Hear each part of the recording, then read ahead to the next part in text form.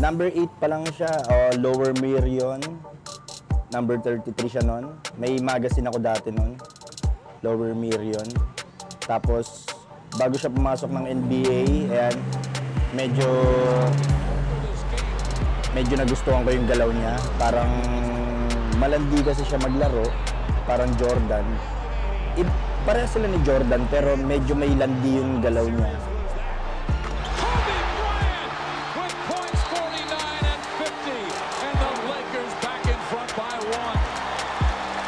Hi, ako nga pala si Wilson Dagundon.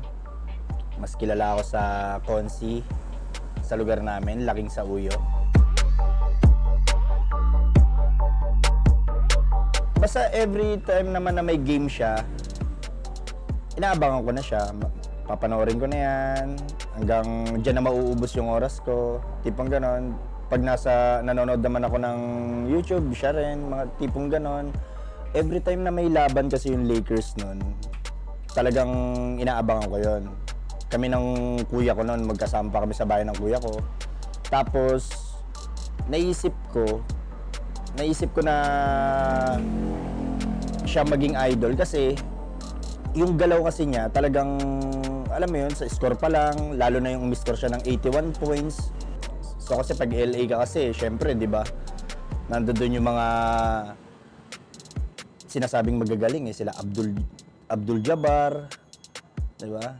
Yung mga Magic Johnson.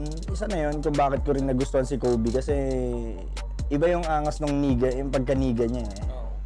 So sa nakikita ko kasi, siya yung mas didikit kay Jordan noon ng mga time na yun. Ayun nga, sila nga yung nagpang-abot sa era nila hanggang maabutan niya na si LeBron. Pero mas believe talaga ako sa galaw ni Kobe. Kasi ano si Kobe kasi, mas gusto ko siya nung dati kay Shaq. Teammate niya siya. Tag team sila ni Shaq nun eh. Pero nagustuhan ko rin si Pau Gasol. Kasi nakikita ko kay Shaq tsaka kay Kobe, medyo ano sila eh, parang ang kulit nilang tingnan eh. Idol ko rin kasi si Tupac tsaka si Biggie. So parang yung kulit din nila, alam mo yung nagbibiroan, nag-aaningan. Bagay sila kasi si Kobe, medyo ano lang height ni Shaq eh. Siyempre pag nag-tandem sa loob ng court yan, parang ano na yan eh, wasak na lahat eh. Wala, durog na kayo, tangin na, yari kayo ngayon dyan. Ganon. When you got the greatest player in the world, when you play on the greatest team, anything is possible. We never really had problems at all. I'm the big brother, he's the little brother. I want him to be the best player in the world. I really do.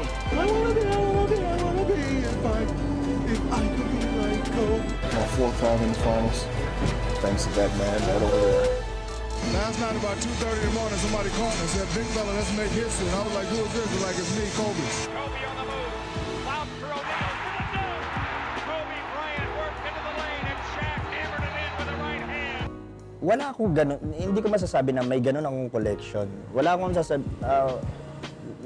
wala akong katulad sa iba na talagang marami silang collection. Kasi may mga time na may binenta rin ako. Ayun ang masakit sa akin eh. Dapat hindi ko binenta yon, hindi ko pinamigay ito. Kasi una sa lahat ano pala yun eh. Kumbaga, dapat pala kasi syempre nung mga time na mga kapos-kapos ako noon, wala akong budget noon. Syempre, okay, benta na lang ganyan. May mga iniwan naman din ako. At yung mga gamit na yon, iniingatan ko na lang ganon. Tipong kasi iba talaga, grabe mag-collection yan eh. Sapatos, talagang gumagastos sila dyan. Pero kasi, syempre, nagkakaroon ka ng problema, nagkakaroon ka ng pangangailangan. Tol, ito yung tattoo ko, nag-umpisa. Ito yung rookie day 1 niya. 6 years ago na itong tattoo ko. Ayan, pinadagdagan ko na lang ng, ayan, nag-champion sila. Ito naman yung unang-una kong tattoo. Sumunod na to, yung trophy nila. Ring, yan. Kasama pa rin sa ano ni Kobe yan. Siyempre, basketball player yan. Tawag sa kanya, Black Mamba. To 6 years ago na din. Una kasi, naisip ko lang. Kasi takot ako nun eh. Madaling araw ako tinatuan. Sabi ko, pa-portrait ko na to si Kobe. Sabi ko, paano ko na, patato ko na. I think mga ano yun mga 4 years, 6 years ago, mga ganon. Basta 6 years ago, mga ganyan. Patato ako, madaling araw yun. Ewan ko, basta parang nung time kasi nun, naglaro kasi ako nun. Medyo maganda yung game ko, tapos parang ano lang naman, siyempre idol mo. Kinonta ko agad yung nagtatato. Sabi ko sa kanya, pre, tatuan mo naman ako. Sinend ko sa kanya, ganyan. Sinet namin, ganyan. Sinet namin yung araw. Ayan na, tatato na ako. Sa lugar kasi namin, pagtatambay kasi ako dyan, aminado naman ako, maporma ako pagtatambay ako dyan. Medyo, lalo na sa court, kasi sa court kasi medyo maraming bata, maraming tambay, ganyan. Nung pinatato ko na si Kobe, nagulat yung iba. Oh, tangina, angas na tattoo mo Kobe Bryant yan Tangina, idol mo na talaga yan, grabe. Ganyan tipong ganun. Siyempre nakakatuwa. Although, yung magulang ko, nagulat din sa akin, siyempre. Pinatato ko siya kasi gusto ko talaga si Kobe. Siya talaga yung idol ko. Kung ano yung... Ito kasi yun sa braso ko lang to. Kobe to. Then, pinadagdagan ko ng iba para dun lang umikot yung kwento ng tattoo ko. Pinadagdagan ko siya ng rookie day 1 niya. Nung rookie day 1 niya, pinalagay ko na rin. Tapos, Black Mamba. May mga nadagdag na lang.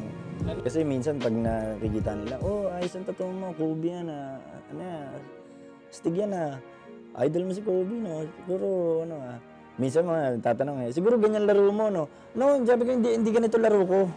Hindi ganito laro ko. Parang idol ko lang talaga siya.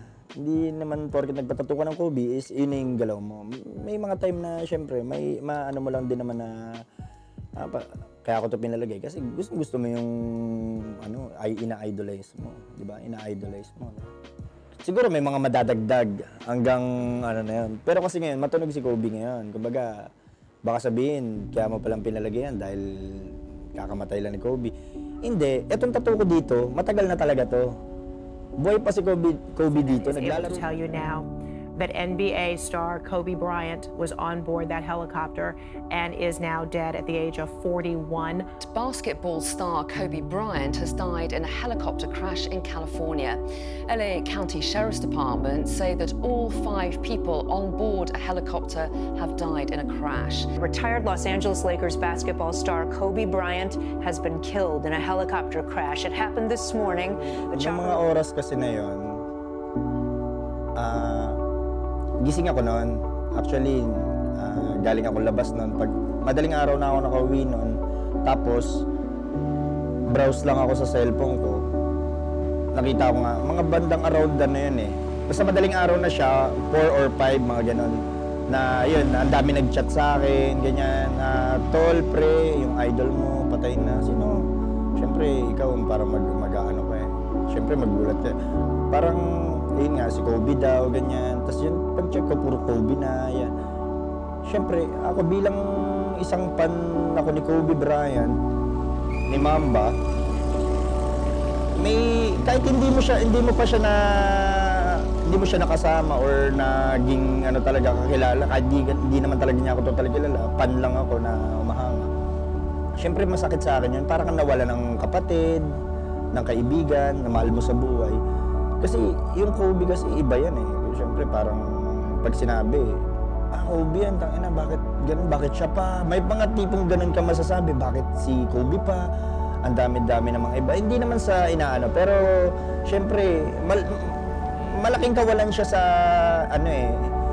sa basketball world Diba?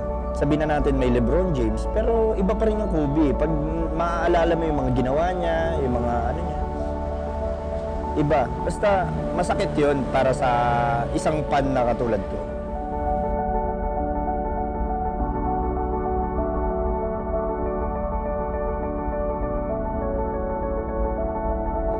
Kung ikukwento mo siya, kahit sa mga nakakabata sa akin, na hindi pa naabutan yun. Siguro sasabihin ko, yan yung talagang in-idolize ng lahat.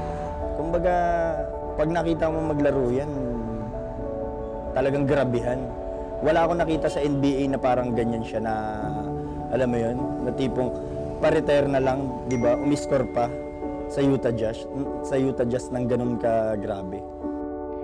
The lesson I cherish the most is how important it is to love what you do. If you love what you do and it's making you happy, all the hard work and perseverance will pay off. I once had a guidance counselor tell me that I shouldn't play basketball, that it would never amount to anything for me. His negativity towards me made me stronger. You can't stop people from trying to limit your dreams, but you can stop it from becoming a reality. Your dreams are up to you. I encourage you to always be curious, always seek out things you love, and always work hard once you find it. Kunyari, tawagan namin, tol. Di sabihin ko, tol, hindi, man na lang, man. Man, ingat ka dyan sa ano. Alam ko, hindi ka mapabayaan ni God, kayo ni Gigi. Fly high lang, di ba? Ballen pa rin kayo ng anak mo doon. Siyempre, masakit, pero siyempre, dyan tayo pupunta lahat eh.